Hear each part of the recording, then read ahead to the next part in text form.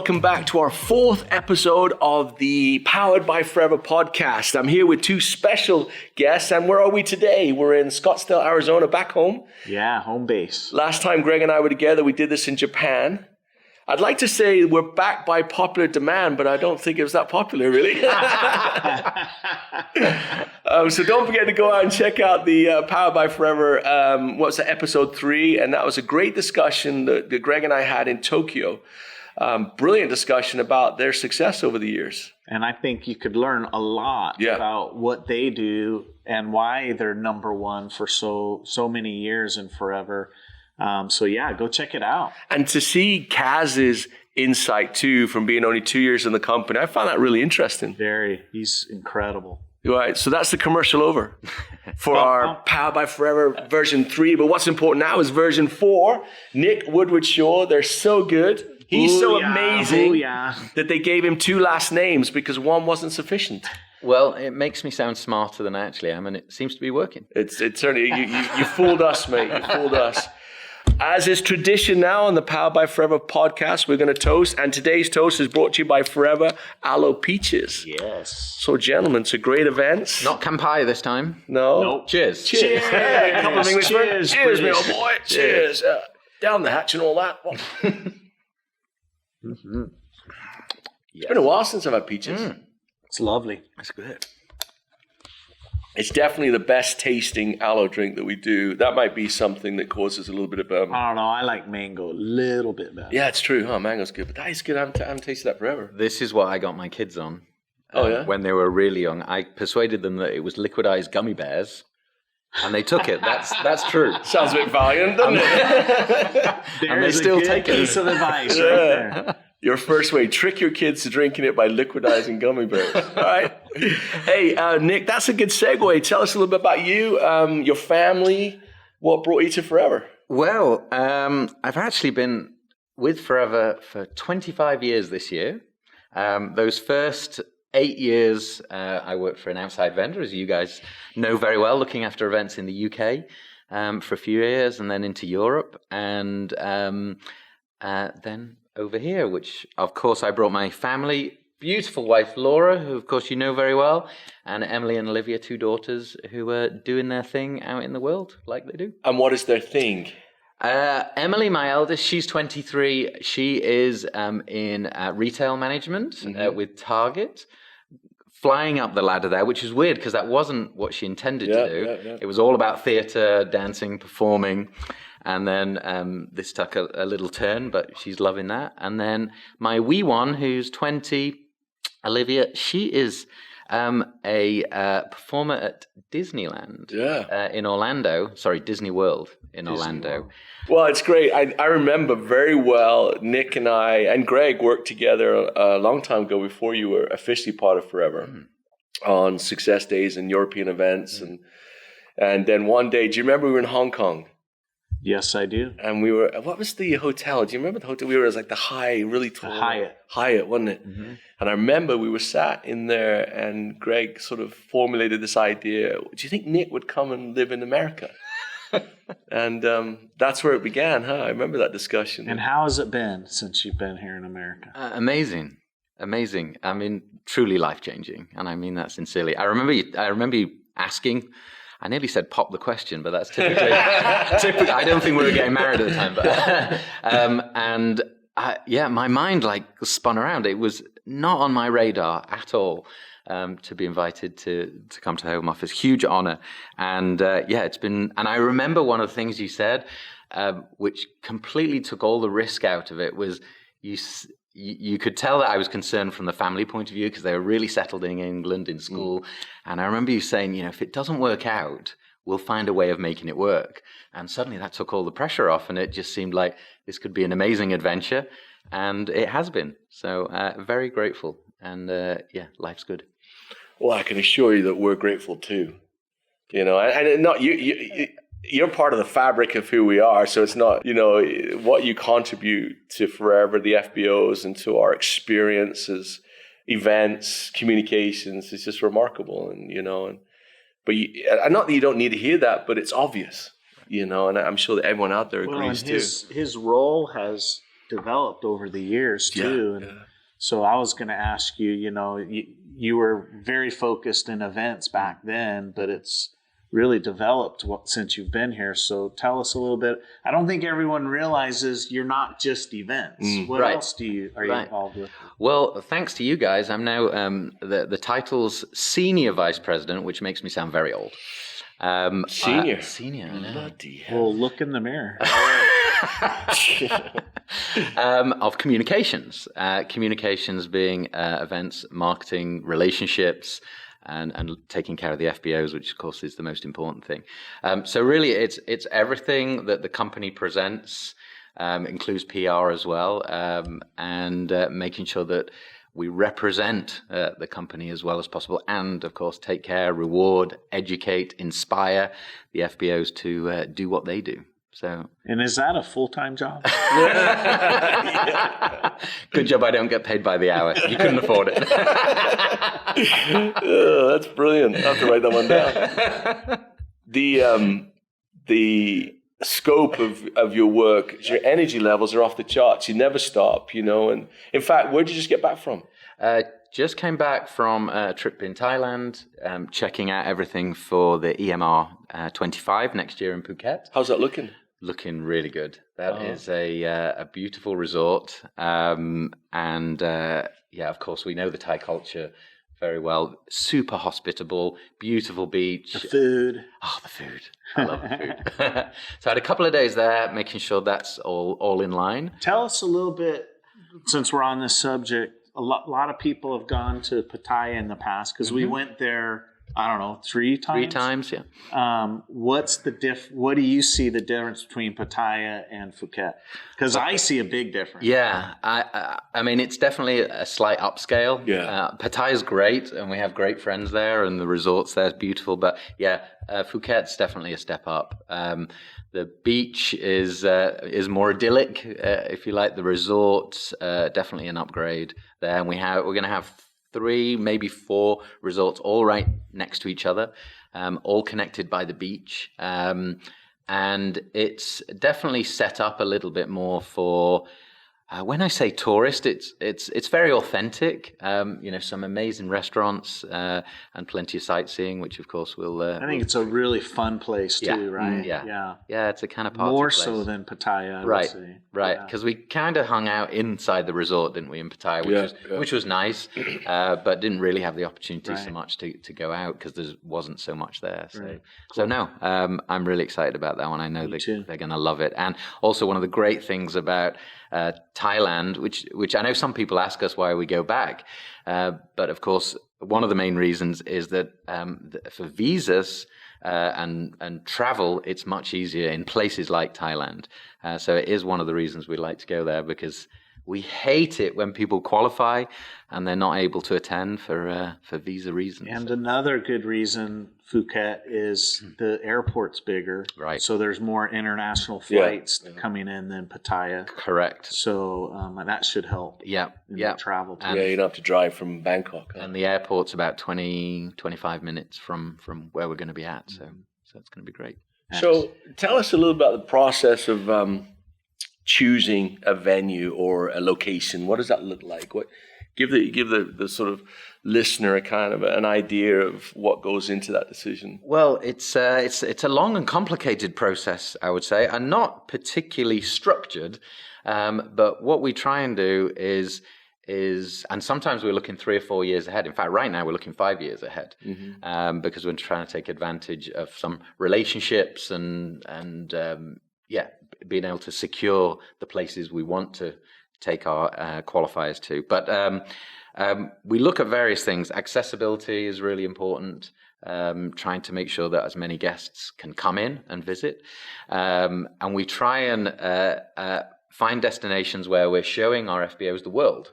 I remember when we launched Global Rally we launched it in 2012 for the first one to be in 13. And I think one of the taglines we had is, you're going to see the world with the Global Rally. And boy, have we proven it. We've hit, I think, every continent pretty much except for Antarctica.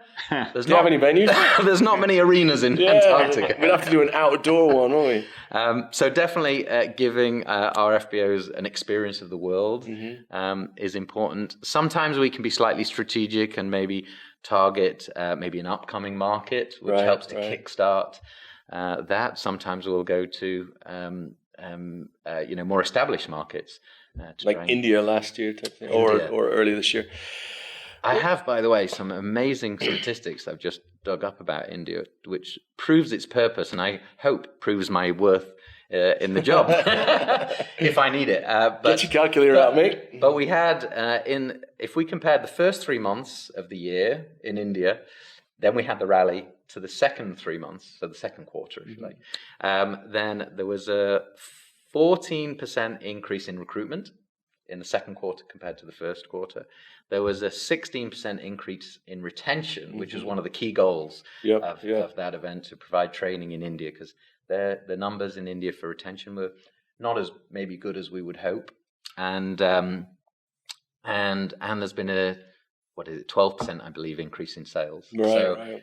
Of course, I would like to think that part of that is to do with the event, but and that's what goes into the event. We have these. But we've also seen that same what you've talked about in India. We're seeing that in the rest of the world too, which is brilliant. The impact of that event on the rest of the world has been great. So, can I just interrupt? Yeah. There's no doubt that it helped, because Aidan and I have been there before the global rally at 2 events with almost the same amount of people in that venue. So it wasn't the amount of people necessarily that changed. I think it was the Indian people seeing all the international superstars and getting to hear them and learning from them, and especially their experience, right? Because India, the FBO leaders are younger than the leaders from the rest of the world. Yeah. So I think that's added, and we've talked to a lot of the leaders since then. Yeah. And they definitely, learned and saw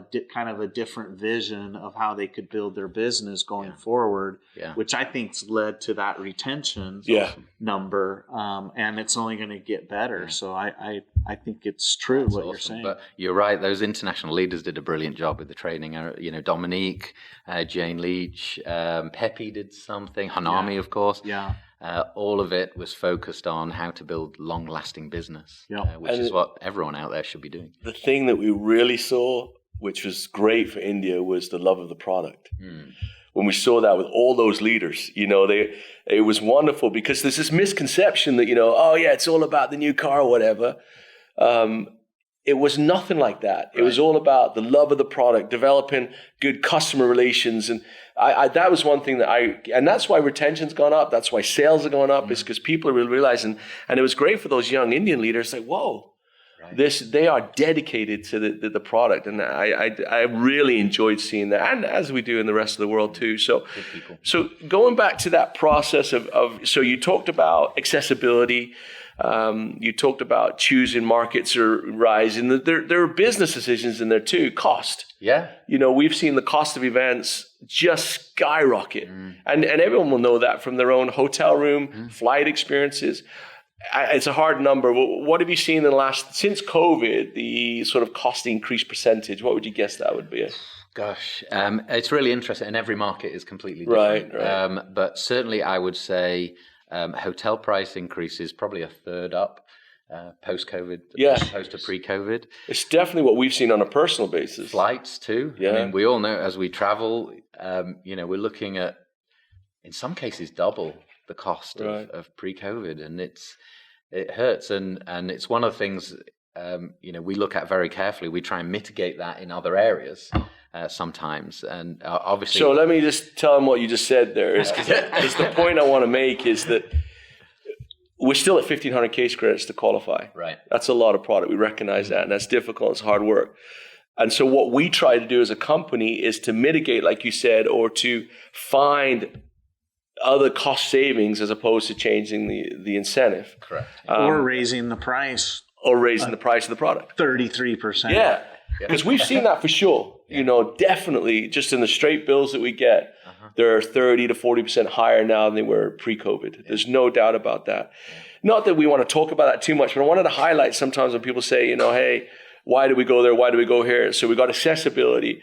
We've got cost as a big factor. Mm-hmm. And visas, you mentioned it earlier. This is a massive thing, and I wanted to stress that point a little bit, is that probably the greatest driving factor of us is accessibility via visas, right? That you said it brilliantly, and when it breaks our heart when someone works hard all year and they just can't go. Yeah. So we try and avoid that. Thailand, for example, is very open. Yes. And I know that's one thing that you were looking at in the rest of Asia too, is they have a very open, inclusive opportunity that we can't offer, maybe here in the US or in other European countries maybe. Yeah, there's some markets where, instantly there could be 35% of our qualifiers who are denied, and like you said, it instantly it breaks our heart, and there's no way back. And we do everything we can. We write to the I write to probably 20, 30 embassies for every event. I know some of us have visited embassies when we're in the countries.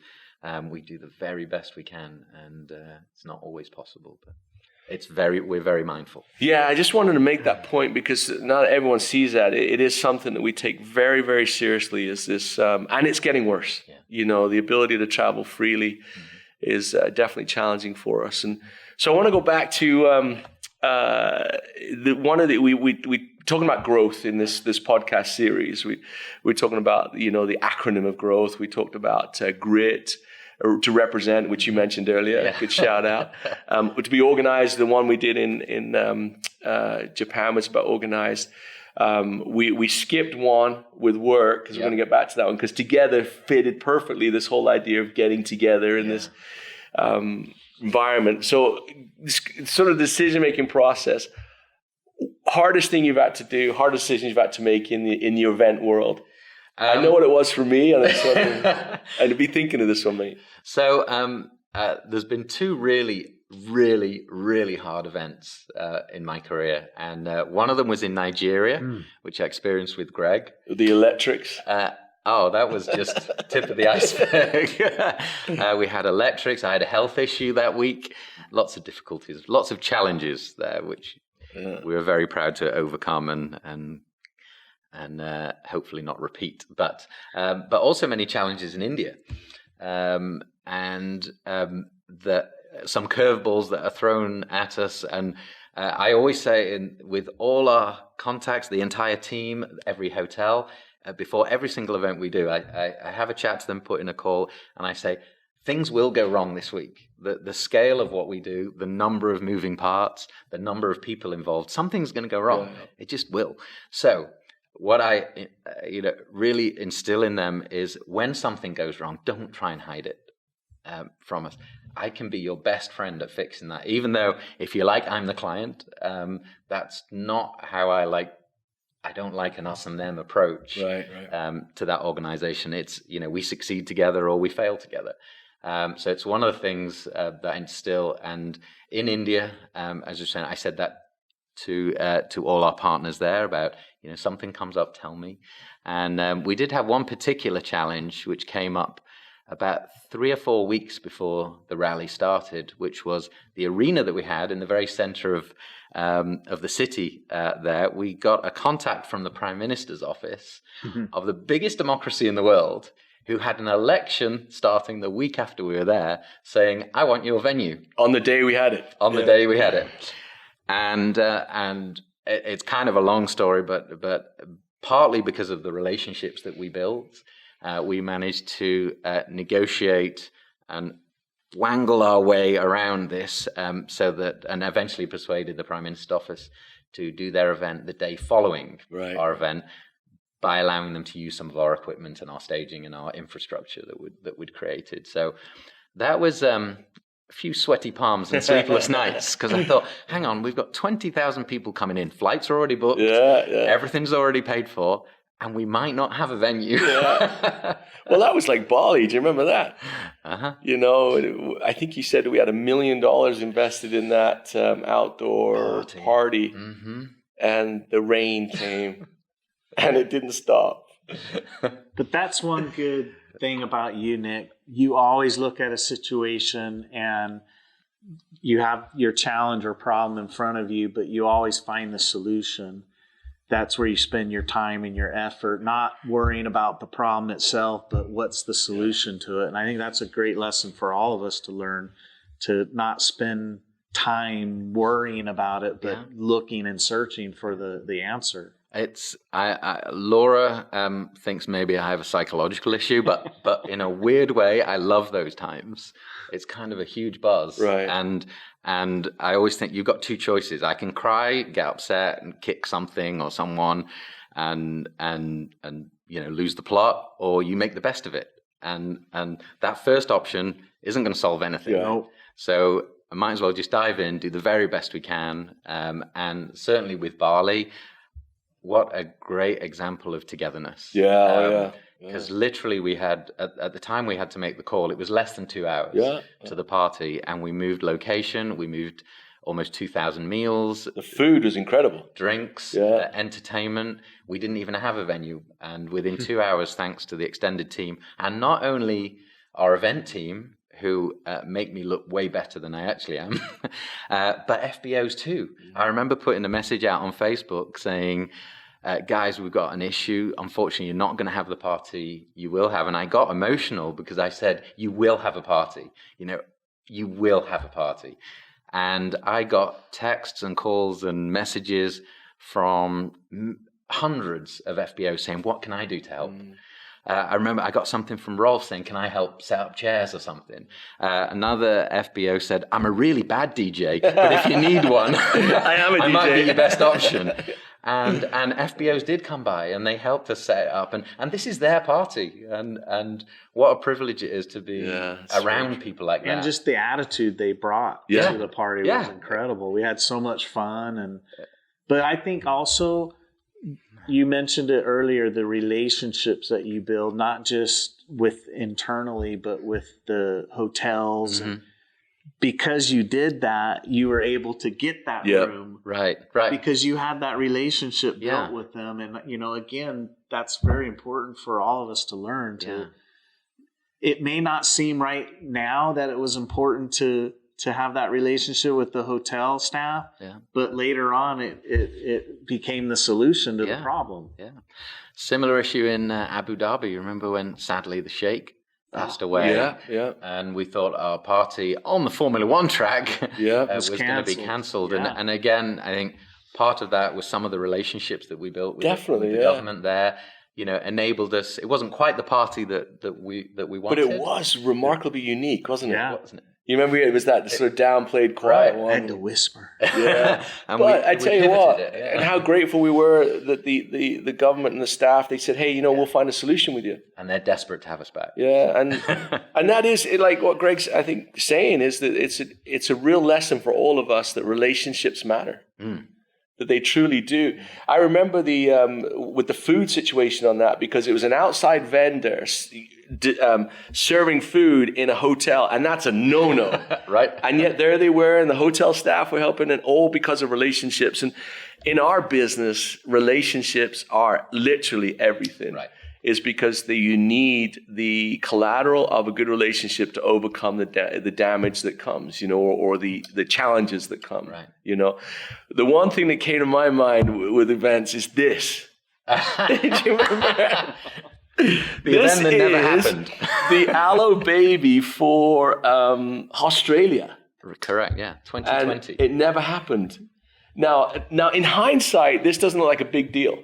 But do you remember at the time we were sat in the boardroom right here, and this idea that we forever wouldn't have a rally was completely alien, and this thought process that we were going to cancel this because it was right at the beginning of the COVID experience. And now looking back, it seems easy, the decision, but I remember us looking at the numbers. It really wasn't a decision. No, exactly. But at the time, it was huge. Yeah. That's one thing I remember. And then pulling the plug on a rally, I just remember thinking, how are we going to survive this? And then in 6 weeks maybe? Yeah. We put on, or you put on with your staff, an award-winning online rally experience. Yeah. Where we did all of it, but we did it out of the boardroom and a global team of. That's right. That was incredible. Yeah, that pivot into COVID and time, because we didn't really know what we were doing. Like Zoom was kind of it's been there, but we'd never actively used it. So kind of such a fast learning experience. It was incredible. As one highlight, low light, I don't know, of my career, but that whole process of, and I just remembered, and when I saw this, that I just thought, oh my goodness, that was an agonizing time. Yeah. You know. Hey, let's not focus on too much on the past. I want to talk a little bit about the future. Oh. So where are we going next year? Well, for the Global Rally, we're in Paris. Paris? Ooh la la. And you were just there not too long ago. I was, yeah. It's coming together very nice. Of course, I had to do a quick site visit before the Olympics, and even then, a lot of the city was closed down, or a lot of the venues, including the huge arena that we're going to be in. It's called the La Défense Arena. Which is the swimming one, right? Correct, yeah. So if you watched on the Olympics, the swimming events, that's where we're going to be. Yeah. In a pool? They built, if you want to. It's still there. I just want to know what our opening ceremonies look like. Oh, no. Don't bring that up. I watched all of that, and I won't comment too much. Yeah, please don't. Oh, no. Anyway. There was a couple of really cool elements, Yeah. I thought. But the beginning and the end. no, we'll definitely be inspired by the Olympics. We've got a couple of ideas how to take some of the achievements that we saw there by the athletes and the countries, and maybe find some links to training and how we can inspire our qualifiers too. We're going to get to swim in the Seine River, is that what it is? If you want. Yeah. Good luck. Yeah. So we're talking about the importance of being together, and Paris is coming up, an opportunity to be together. Obviously, if you're working hard on your qualification right now, you know, that's a highlight of your year to go to Paris. Right. But if, let's say, you fall short of the qualification, kind of go over, for someone that's watching, why would it be important for them to, you know, take money out of their pocket, sacrifice a bit to be at the rally? What's that going to do for them and their business, do you think? Well, time and time again, which is one of the reasons we keep doing them. The thing we hear about attending the events is belief. And there's so many stories of people who are now top leaders, first coming as non-qualifier. Perfect example, Hanami Takagi, who's number one in the world. She attended the Global Rally in 2018 and had a nice little business going on. And it was at that event where she saw Rolf and Dominique on stage, saw the vision, and thought, I can do that. And so I think belief is probably the biggest one. But not only that, I mean, our goals, we set strategic goals for all our events, and they always include rewarding recognition, education. We'll be doing training on that very big stage, a half day of training. So you're going to hear, same as the Indians did, from the best in the world, how to build your business going forward. And of course, fun is a huge element. It's in our mission statement, so boy, are we going to have fun. But and the last goal that we have for this one is it's the City of Love. So we want to everybody attending to take a little bit of Paris home in their heart. The thing for me on events is belief is probably a better word for me. It's just that recharges your batteries, doesn't it? You know, because sometimes it's hard to do what we do. There's a lot of headwind. And all of a sudden you stand in an arena, you look around, there's 20,000 people or whatever that number is, and you think to yourself, you know, these are all like-minded people. And the opportunity to be and to see that is unique. I think that networking, everybody coming together. And in my distant past, I've organized events for other companies, good companies in our industry. But the unique thing that drew me to Forever is that sharing of advice, of training, cross-line. It doesn't happen in some other organizations. So I think that you're right, that getting together and non-qualified. Kaz mentioned that the other day. Really? Yeah, the exact same thing as one of the things he was surprised at, as the community, he called it. Yeah. The community that's created at these events. And that goes back to both Gregg and Rex's vision in the first place. So the other thing is, we're in Paris. Mm-hmm. We're in one of our biggest markets in the world, meaning the European area. This is their opportunity to come to this event, right? It's not that much to travel to Paris, wherever you are in Europe. Yep. And to be able to see that vision and feel and grab that belief to carry your business forward. Think about the dreams that you can achieve in the future just by deciding to come to this event in Paris. That's what I want people to catch. Yeah, absolutely. And already over 3,000 people have bought tickets, so they're going fast. Awesome. Everybody, just as you say, just 40 euros can get you that experience. And most places in Europe are about an hour's flight away. Yeah, from very Paris. accessible. So it's very accessible, very easy. And there are so many examples of people who made that decision and went on to incredible things. So we hope to see you there. Yeah, we're launching at least 3 or 4 new products. Yep. We're it's touch and go on a couple that we're working through on right now, but that's going to be great too. You know, we have the best product training in the world. Yep. We got the best business building training in the world, and it's Paris. Mm-hmm. You know, the bottom line is you're right, literally in the heart of Paris. This whole event's right in the center of Paris. And you may have been to Paris before on a tourist trip or whatever, but you've never been there for a global rally. It's the first time ever, right? That's so right. you need to come and experience. I never thought about that. Yeah. Is this the first time ever? First time ever. Global event, yeah. I never even thought about that. Wow. And they're going I want to go. And they're going to get to see you two can in as part of the Open. No, it's too late. I did can in Hong Kong the other day. So non-qualifiers, if I can just do a shout out, fgr.foreverliving.com, get your ticket right now. But just before, let you carry on, but we have got 4 months left to qualify.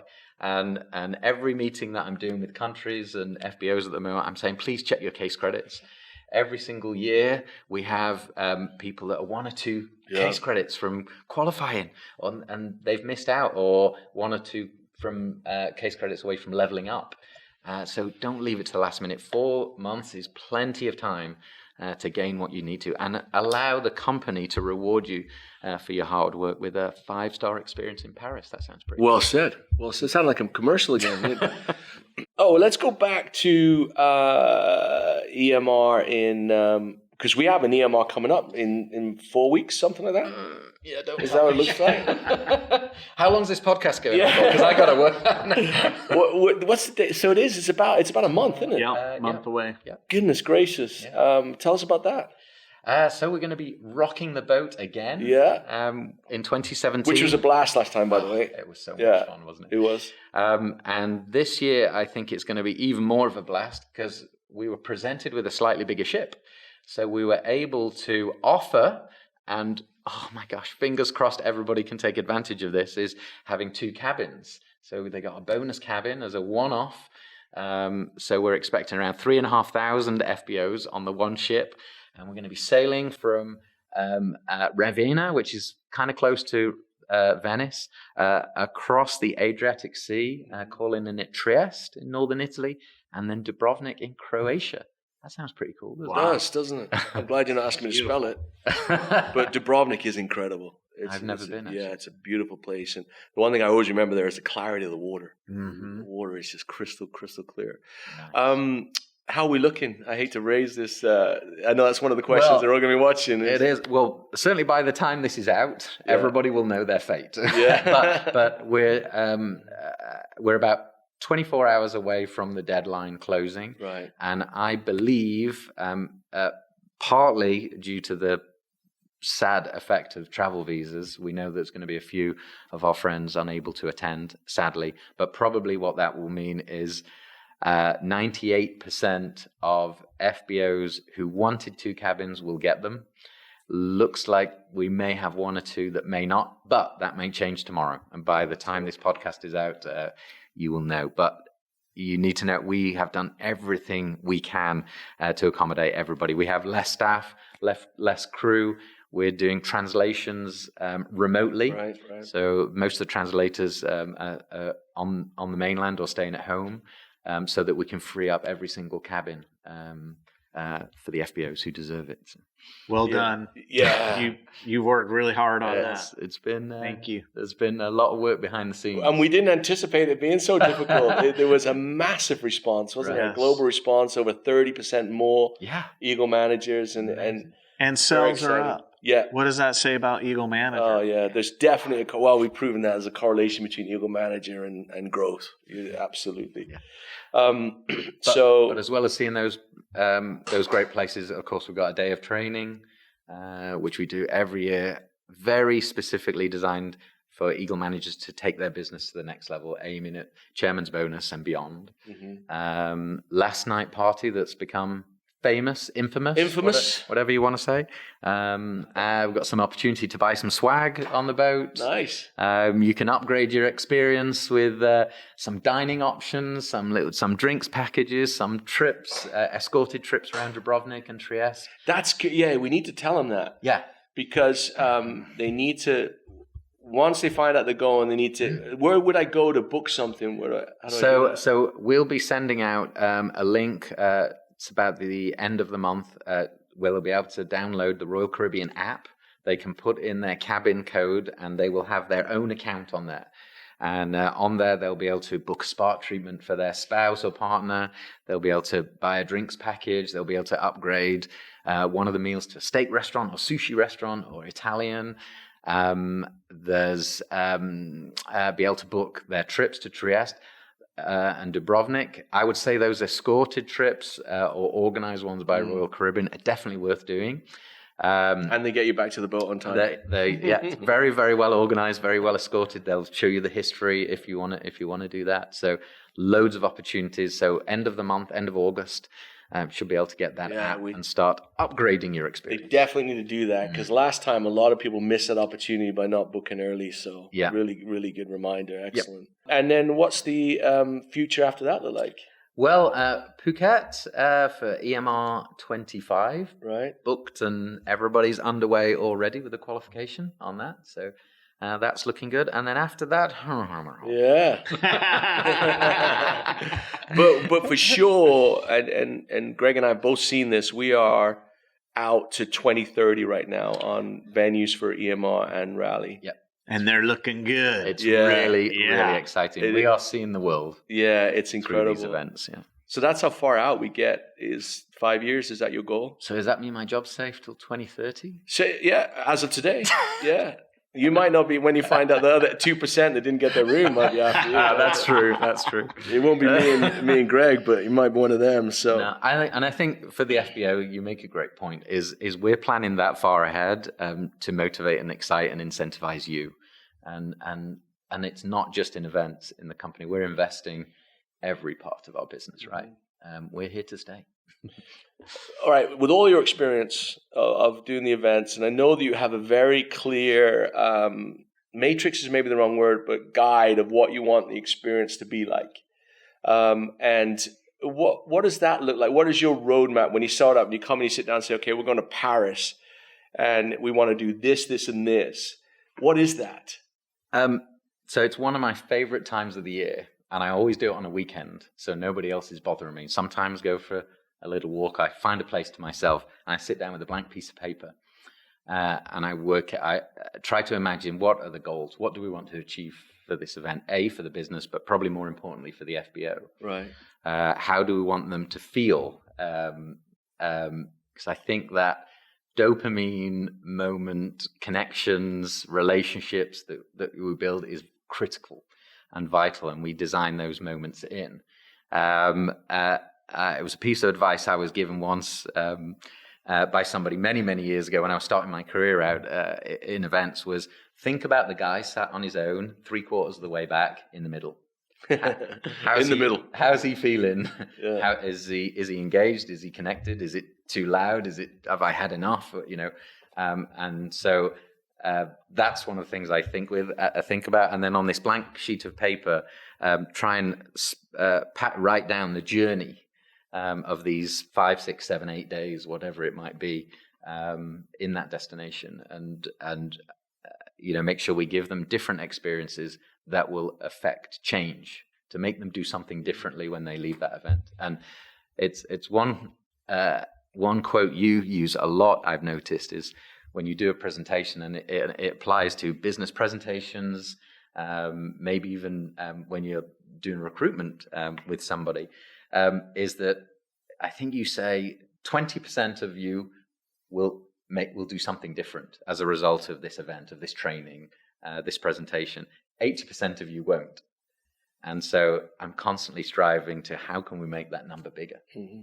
What I always love when you say it is you'll say, who's in the 20%? And of course, everybody puts their hands up. 100% put their hands up, yeah. So that's something from, if I'm an FBO and I'm watching this podcast and I'm looking at, you as a professional event organizer, amongst the other things we've discussed, what am I looking to do? Like, what advice would you give me if I wanted to put an event on? Because some of our leaders, everything from having 5 people at a product launch in my house to hosting my annual kickoff with 2,000, 3,000, 4,000 people, whatever. Yeah. What am I looking to achieve? Yeah, you're right. It's the same. It's just scale, and I have a bunch of friends helping me. Right. But yeah, so there's these 3 kind of, for me, there's these 3 trinity of experiences, is what I call it, and they're anticipation. So that's before the event is happening. It's building that excitement or understanding about what might happen, but yeah, building the anticipation.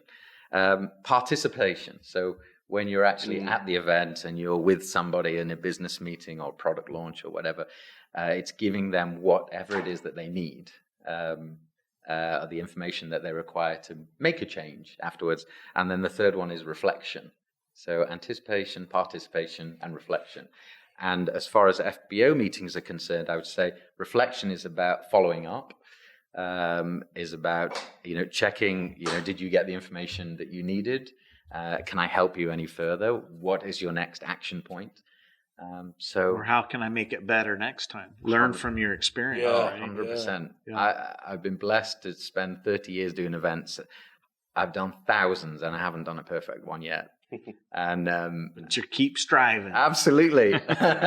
And yeah, never stop learning. But I think if FBOs put a similar thought process in place around anticipation, participation, and engagement at that point, and then follow-up reflections, that might help them.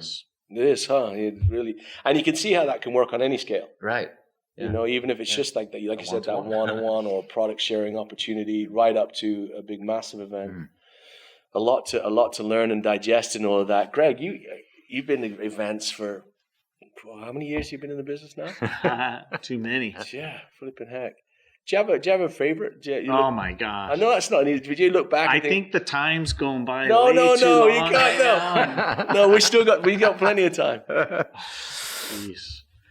All of them have some kind of significance. I think one of the biggest ones that remain with me is probably the first global rally in Hawaii.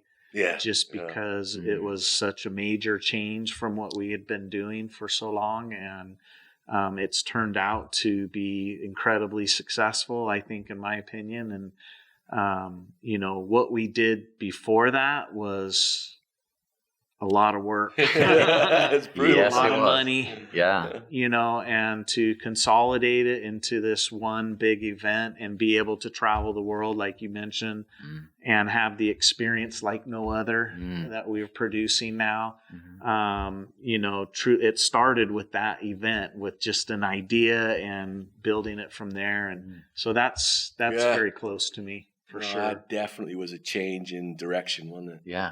Yeah, I remember our meetings a year or two prior to that, and thinking, I know this is scary. Talk about anticipation. Yeah, I know, right? Definitely. But, what a great decision it was. Because I remember, especially you, you guys were on the road pretty much the first 5 months of the year, going from Latin America to Europe to Africa to every Asia. Region, and then before that was every country. Yeah, we used to travel to every country. Wow.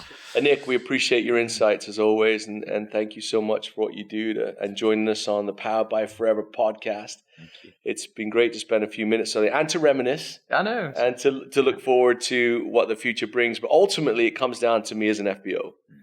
Whether that event is 10,000 people, 20,000 people, or it's just me in the mirror, you still have to do the very best you can to put on a show which is memorable, and which creates a reflection, an opportunity for follow-up. But like with all of us, we all need to be together. We're tribal. Yes. And we, if we're isolated too long, we start to get high on our own supply.